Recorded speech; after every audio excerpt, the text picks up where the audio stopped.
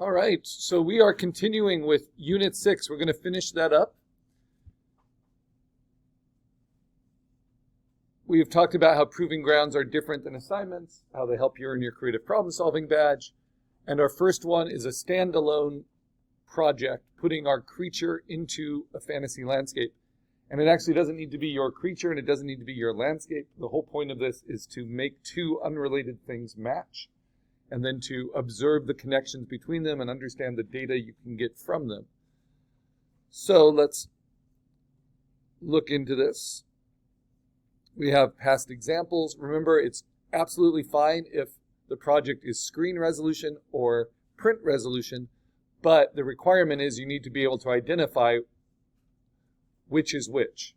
So something is considered print resolution for this lab and professionally when it's at 300 pixels per inch. So what is standard minimum screen resolution? 300 what?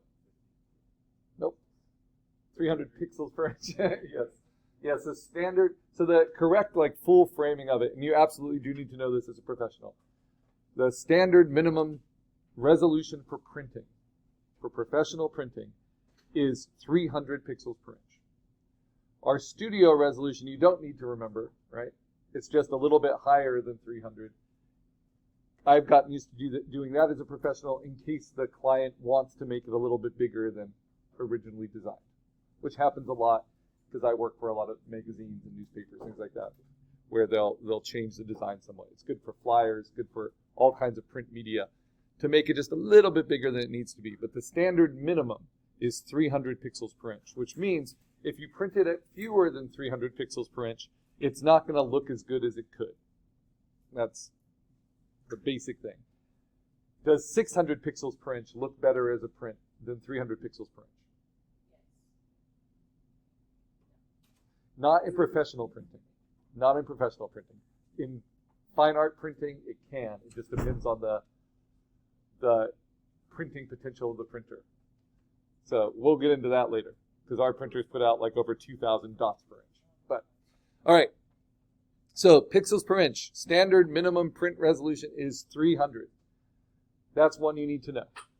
That will work for posters, that will work for books, that will work for magazine covers, that will work for CDs, any kind of print media you see out there. And if it's on worse paper, like newsprint, you can still use 300 pixels per inch. It will just get downsampled to 150.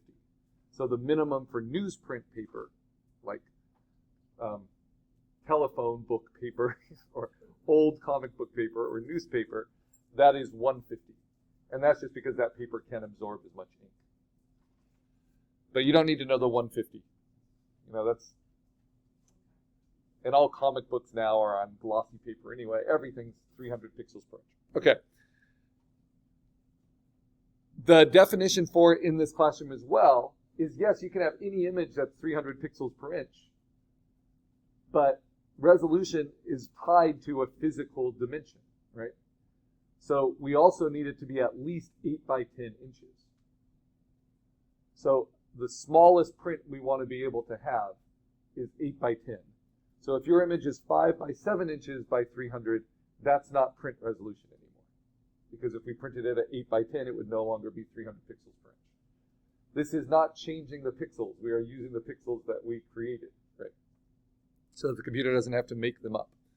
So when that happens, you get something like this. Like if you cropped into your landscape enough, or you check the image size at the end of the day, and it's not 300 pixels per inch and larger than 8 by 10, maybe it's 350 pixels per inch, but it's 3 by 2 inches, then you need to convert it to screen resolution, which means you keep the pixels the same, but you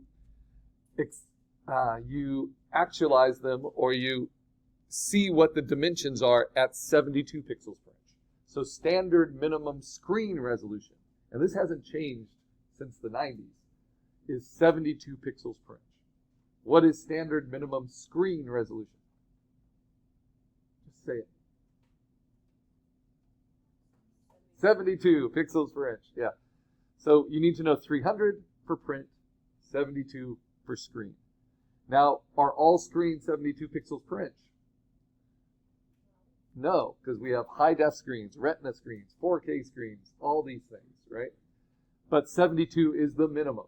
So if you ever do anything for a website, you need to make it minimum 72 pixels per inch at the desired dimensions.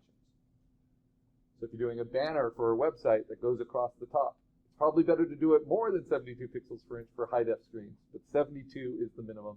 That's what your phone cameras default to, for screen media, that kind of thing. So everyone needs to have a final composition that is more than 8 by 10, but it can be more than 8 by 10 at 300 or more than 8 by 10 at 72. And if it's at 72, then it's going to be screen resolution.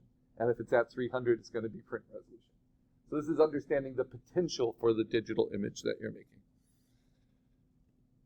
So that is our next step. So we had kind of an hour-long uninterrupted video where I put my crab creature into my Skeletor landscape, and I have not yet posted it because the internet was down. I also logged you guys all out, and it all works out, so it was good. So what I wanted to show you is how this kind of compositing works professionally, right? And I don't know how many of you are aware of this movie that came out during the pandemic. It's called Love and Monsters. It's actually quite a good movie. And here is a creature design. There's lots of creature designs in it, and it wasn't actually that expensive a movie. And here's the big kind of fight scene.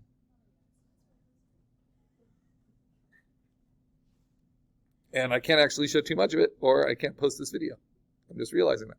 So, but that was the inspiration for how do you put like a believable creature into a given scene.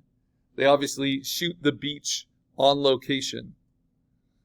That's a real place, and now they're making up this creature, right? Right from concept art, making 3D models of it, trying to composite it into the scene. So how do we do that? That's what this assignment was about, right? So we're finishing up Unit 6. And I'm going to post the proving ground. Now, I have to see if I've organized things correctly, right? So I'm still working on the proving ground. I've done what I can to clean up most of your desktops and to make sure you have a master folder. And it's up to you to organize within that master folder. Some of them are pretty chaotic. And the one thing I'm going to chastise you for are just those of you who are not naming your files with your name. Because there are lots of exercise ones. There are lots of assignment ones. Make sure you put your name into those files so that if they get lost, we can find them. But right now, I mark the ones I'm working on as yellow, like a yellow light. Proving ground 1, I finished up the PSD, and then I saved it, obviously, as a PSD, and then as a JPEG. Now, there's one kind of last step. We played with auto tone as we were finishing it up, but you can also, just as the JPEG, just with the online format, especially if you're just delivering a finished JPEG to the client, right? You can go to Tools and adjust color just right within Preview. Remember, this isn't going to harm your PSD. And this gives you kind of simplified direct adjustments. All right here. This is the histogram. This is a review. But what you see is not just a histogram of the lights and darks. You see the histogram of the RGB color. So the red, green, and blue lights that make up all of these colors. And so if I mess with the midtones, I can darken it, I can brighten it, just like we use levels. But what I find pretty helpful is on this stage, kind of protected as a separate JPEG, I just hit auto levels. What auto levels is going to do, it's going to move the white slider to my brightest pixel. It's going to move the black slider to my darkest pixel, and then it's going to even out what's called the histogram. Boom. Now, when I do that, it gets a lot brighter, and I start to see some hot spots, right? So then I decide, no, that's too much. I want to knock that back a little bit. Does that make sense? So it's a way of after all the atmosphere we added in, all the shadows we added in, just seeing a balancing of it. Again, some of the benefits of digital art is we get to make variations without damaging the original. All right, so I think I like that. That is all brightness, contrast, highlights, shadows. If I want to dim the highlights a little bit, I can do this. This is like a limiter. I'll just do that a little bit. If I want to brighten the shadows a little bit, I can do that. I don't want to do that. That kind of takes the mood out of it. Right? But this also shows me I don't have anything that's absolutely solid black. Right? So I just needed to move it a little bit, so I did. And that's going to help it print better. And I don't have anything that's absolutely solid white. But if I push it too far, I don't like that. So I'm okay with that. For this moody image, the brightest white is going to be about a 15% gray. Okay, the next is the color aspects, right? So this would be like color balance, hue saturation. Simple saturation, do you want it more intense? Do you want it less intense? Please don't make it black and white, right? And so maybe you decide, oh, maybe before I post it to Canvas, I'm going to just dim that saturation a little bit. And I think I'll do that.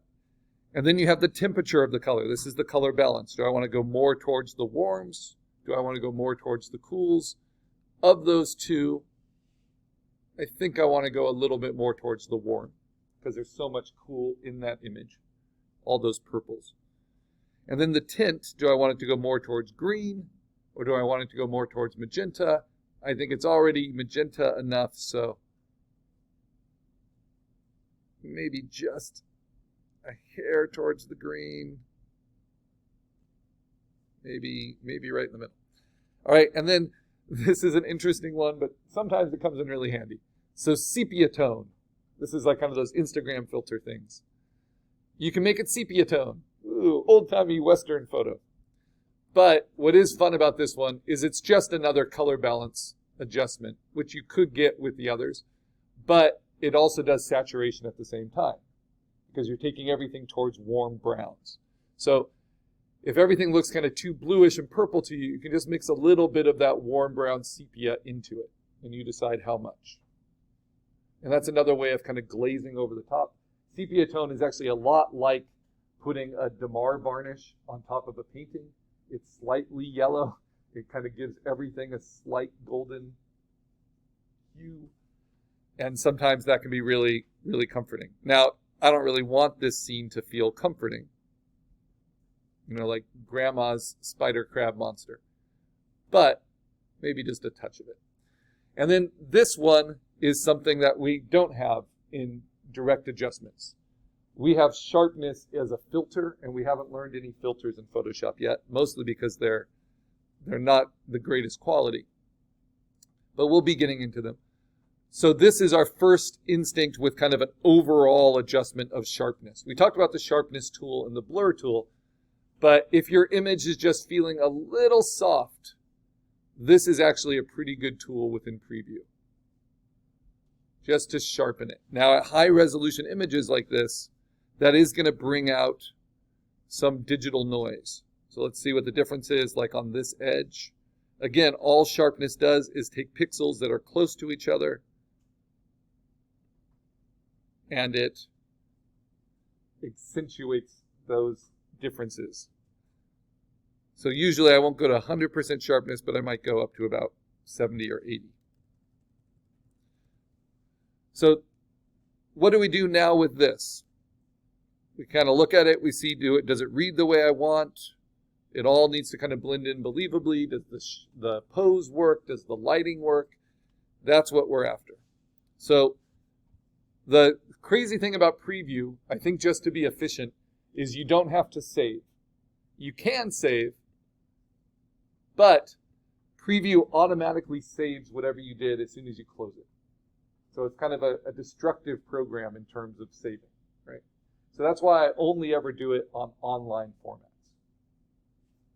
And it only really works on online formats. You can open PSDs in Preview, but it flattens them out and it has a hard time saving them. So just before you post kind of your final considered one, maybe play with it a bit in Preview. And what if you really like it? How can you test it? So if I look at my